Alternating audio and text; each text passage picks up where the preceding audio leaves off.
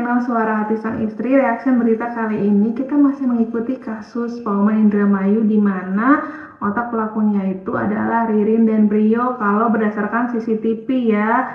Dan otomatis ini menggugurkan pengakuan Ririn juga yang tidak mengaku terlibat, di mana akhirnya Ririn itu menyebut nama Ahmad Yani, terus dikorek lah siapa Ahmad Yani. Sampai keluarganya juga bilang ada keterikatan keluarga sama Ririn. Terus adik Ahmad Yani juga di sini bongkar kebohongan Ririn soal hutang 300 jutanya. Dimana Ririn itu kan dari sisi bapaknya aja tinggal dengan Ahmad Yani. Di situ juga kita bisa nangkep gaya hidupnya. Mungkin dia dalam kondisi butuh uang, bisa sampai gelap mata. Bisa jadi apakah Ahmad Yani itu nasibnya sama seperti Budi gitu kan, dimana satu keluarga hilang, kalau Ahmad Yani sekarang juga hilang, keberadaannya yang benar-benar misterius gitu kan. Setelah kemarin dicari di mana jejaknya sampai kontrakannya, BPJS-nya, tapi masih belum kelihatan juga Ahmad Yani sekarang apakah masih hidup atau sudah meninggal gitu kan. Di sini juga jadi kecurigaan, ini kasusnya mirip dalam artian cara Ririnnya ke keluarga Budi terus ke Ahmad Yani itu mirip-mirip gitu karena tujuannya ya uang gitu. Kita dengar dulu penjelasan dari adiknya Ahmad Yani ini ya. Ahmad Yani pinjam uang ke Ririn 300 juta? Nggak mungkin Pak, karena bapaknya Ririn sendiri itu makannya dari kakak saya. Bapaknya Ririn tuh siapa? Saurip, kakaknya istrinya Kang Aman. Oke, istrinya Kang Aman Ya, punya kakak namanya Saurip. namanya Saurip itu Bapaknya Ririn. oh, berarti Ririn tuh keponakannya Aman dari istrinya. Ya. Itu tiap hari itu di rumahnya Kang Aman, bapaknya Ririn. Bapaknya Ririn tuh makannya Ya. di Kang Aman. Betul. Jadi nggak mungkin kalau Ririn minjemin duit 300 juta ke Kang Aman. Ya. Uang dana pensiunnya itu diambil oleh Ririn karena dibuat keterangan seolah-olah Bapak Ahmad Yani punya hutang 300 juta. Menurut Ibu mungkin nggak? Nggak percaya. Nggak mungkin. Apakah dengan status pekerjaannya Ririn sebelumnya juga dia bisa mengumpulkan uang sebanyak itu juga diragukan ya. Dan di sini juga makin jelas dari sisi bahwa pelakunya tuh hanya Ririn dan Brio dari CCTV-nya. Kita dengar penjelasan dari pengacaranya juga ya. Apakah di CCTV itu terlihat jelas ada pengangkatan korban almarhum Budi dari toko menuju ke mobil pick up? Iya, itu terlihat jelas sekali. Terlihat jelas sekali korbannya diangkut menggunakan bambu, dibopong oleh kedua pelaku ini, dimasukkan ke dalam mobil di depan. Di posisinya di depan, di kokpit ya kalau pesawat. Jadi artinya keterangan saudara Prio ini faktual dan ada relevansinya dengan fakta yang diperoleh dari apa yang disampaikan Prio, TKP yang penganiayaan almarhum Budi di toko, kemudian juga palu sebagai alat yang untuk menggunakan penghabisan nyawa itu, penghilangan nyawa itu juga valid, semuanya terverifikasi secara valid. Nah mungkin dalam hal ini Bang, terkait tadi disampaikan bahwa ini kan yang mendengarkan keterangan bahwa yang dieksekusi di toko itu adalah Budi ya. Budi. Tetapi tetap mungkin dalam hal ini untuk dapat lebih memastikan bahwa terjadinya eksekusi Budi ini di dalam ruangan tersebut tetap ya harus menunggu mungkin ya. Dalam hal ini nunggu hasil daripada pemeriksaan lanjutan lah ya. Iya. Itu berbarengan nanti dengan disertakan mungkin dalam tuntutan ya atau disampaikan menyusul. Terus teman-teman. Oke Bang, barangkali Satu lagi, satu lagi.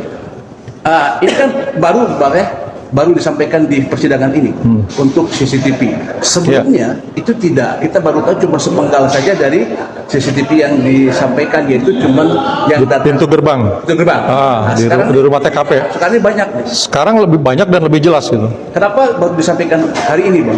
Ya tadi berdasarkan informasi yang disampaikan oleh saudara terdakwa Prio, sehingga Polres juga langsung melakukan kajian dan melakukan olah TKP dan langsung juga memverifikasi atas keterangan Prio ini, sehingga bergeraklah untuk menemukan bukti-bukti petunjuk sehingga keterangan Prio ini bisa sesuai dengan fakta hukum atau hanya kesaksian yang tidak bertanggung jawab. Jadi dalam rangka itulah akhirnya ditemukan serangkaian gitu bukti-bukti yang identik dan sesuai dengan apa yang Prio sampaikan. Gitu. Alhamdulillah ya, dengan segala pengungkapan yang disampaikan oleh keterangan yang sangat berkualitas dari saudara Prio Budi Setiawan, terdakwa salah satu dari kasus pembunuhan Pak Wawan ini, jadi kebenaran tetap akan terbukti di kemudian hari, walaupun selama ini terselimuti dengan banyaknya hal-hal yang menutupi daripada kerahasiaan peristiwa yang sangat besar ini, yang sangat keji. Sangat kejam dan keji ya di kasusnya Pak Wawan Indramayu ini. Untuk satu keluarga Budi, semoga pelakunya benar-benar mendapat hukuman yang setimpal, di mana kehilangan satu keluarga itu sangat tidak wajar. Hanya mungkin karena terdesak uang, Ririn sampai begitu tega, dan Prio terlibat untuk membantu dari sisi penguburan jenazah gitu kan. Satu keluarga di satu lubang yang sama itu sangat kejam ya. Dan kita lanjut lagi, dari sini tinggal nunggu proses aja sih, proses dimana semakin kuat arahnya ke Ririn, dan cara dia dibela Tony RM-nya sih yang agak berbelit-belit. Ini dari sisi Tony RM juga masih kekeh ngotot, masih mencari Aman Yani gitu kan. Tapi sampai sekarang juga masa iya polisi nggak bantu nyari Aman Yani di mana? Harusnya kan polisi lebih smart dong, lebih tahu cara mencari orang gitu kan. Dari sisi Tony RM mencari sendiri gitu kan, itu juga janggal sebenarnya kalau memang Aman ini terlibat atau otaknya gitu kan. Tapi kan sekarang polisi juga sudah semakin pintar mencari pelaku yang benar di kasus ini terutama ya. Semoga tidak salah tangkap gitu kan. Kayaknya enggak ya di kasus ini udah dua pelaku yang benar. Pria juga sudah mengaku. Tinggal Ririn tuh jadi kayak bikin drama deh, kayak bikin ini. Kenapa nggak tanya Prionya aja? Apakah Prio tahu dua pelaku yang disebutin itu? Kan itu juga agak aneh. Kasus yang nggak selesai ini sih ya. Dan ini juga dicurigai lagi sama KDM gitu kan. Sangat mirip cara polanya Ririn. Kita dengar langsung dari KDM-nya ya. Kok polanya sama ya antara kasus pembunuhan terhadap Budi?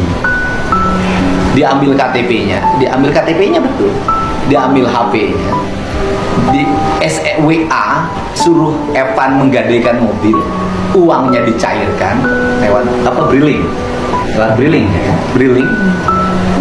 Kok artinya barang pribadi, identity korban Pak Budi kok sama dengan Ririn, identitinya dibawa. Bisa dinilai sendiri sih kasus ini.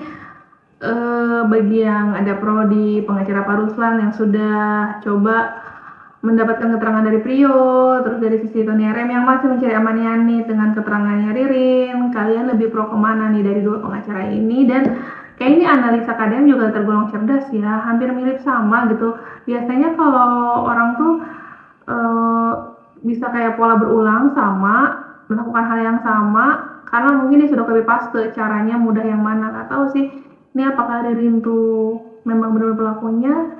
Tunggu aja nanti keputusan dari pengadilan seperti apa. Terima kasih yang sudah nonton di channel Suara Sang Istri. Jangan lupa like dan komen ya. Bye.